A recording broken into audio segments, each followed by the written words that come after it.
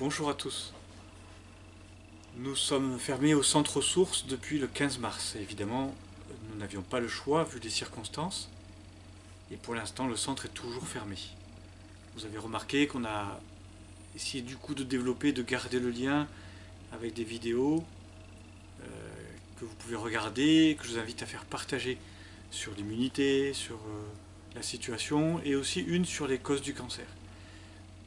Intéressante parce que ça rappelle à quel point la fragilité des personnes touchées par le Covid, par le coronavirus, elle est liée aussi aux pathologies chroniques et à l'accumulation de pathologies chroniques.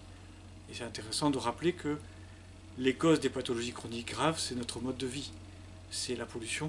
Et donc, en fait, les causes du cancer sont très proches aussi de ce qui favorise la baisse de notre immunité, le fait que nous soyons si faibles face au virus.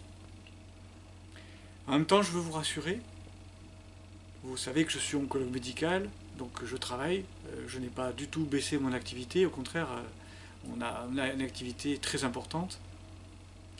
Je vois à peu près 40-50 personnes par jour. Je n'ai pas vu un cas de coronavirus.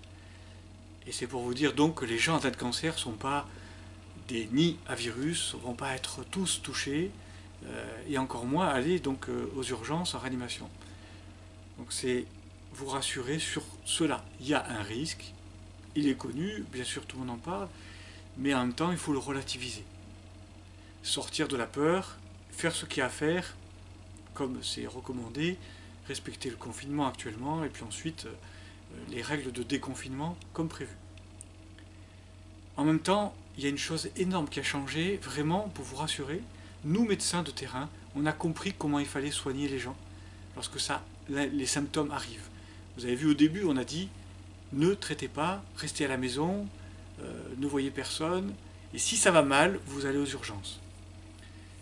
On a compris qu'il fallait vraiment soigner en fait dès le début, il ne fallait pas ne rien faire, et donc ça a changé la donne, hein, ça fait partie de le déconfinement a fonctionné, moins de cas, mais aussi moins de cas graves parce que on a compris qu'il fallait soigner les gens quand ils étaient chez eux, et donc les médecins généralistes aujourd'hui savent ce qu'il faut faire et surtout ne pas rester à ne rien faire justement, soigner les personnes, donner ce qu'il faut pour éviter que ça dégénère. Et les réanimateurs eux aussi ont appris, ils se sont transmis des informations, ils savent mieux gérer la phase d'aggravation. On a beaucoup mieux compris ce qu'il fallait faire, notamment le fait que c'est une maladie, c'est pas tellement une pneumonie, c'est plutôt une maladie vasculaire, une vascularite, une inflammation qui va entraîner des petits emboles vasculaires, surtout au niveau veineux, parfois au niveau artériel, expliquer qu'au niveau pulmonaire il y a un manque respiratoire parce qu'en fait c'est des micro-emboles pulmonaires, voire même des embolies pulmonaires massives. Voilà, c'est surtout ça et on sait de mieux en mieux comment traiter. Donc si jamais une deuxième vague devait arriver, ce qui reste peu probable, eh bien, si jamais ça devait arriver, on saura mieux gérer. Donc je veux quand même vous rassurer, en tout cas, personne touchée par le cancer, on sait beaucoup mieux soigner, et deuxièmement, on sait mieux vous protéger.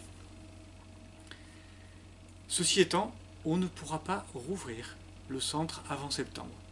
On ne pourra pas parce que le fait d'avoir fermé, ça nous a coupé des subventions, ça nous a coupé des aides, et on a été obligé de fermer et de mettre au chômage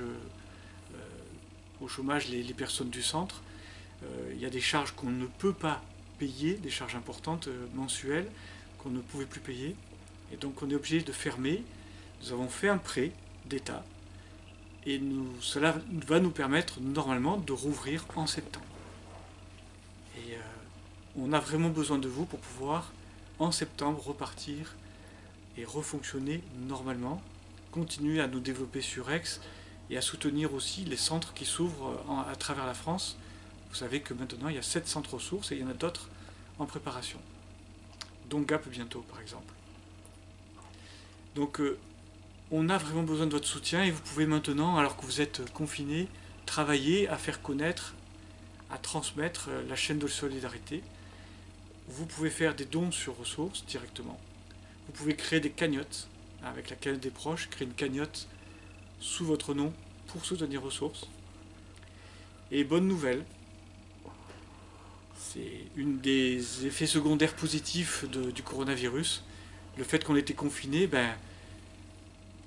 On a un album musical qui se prépare, qui a pu donc se préparer encore mieux parce que Karim Medjeber, qui est à l'origine du projet, est tellement confiné lui aussi qu'il travaille presque tous les jours. Il travaille sur cet album musical qui va sortir bientôt.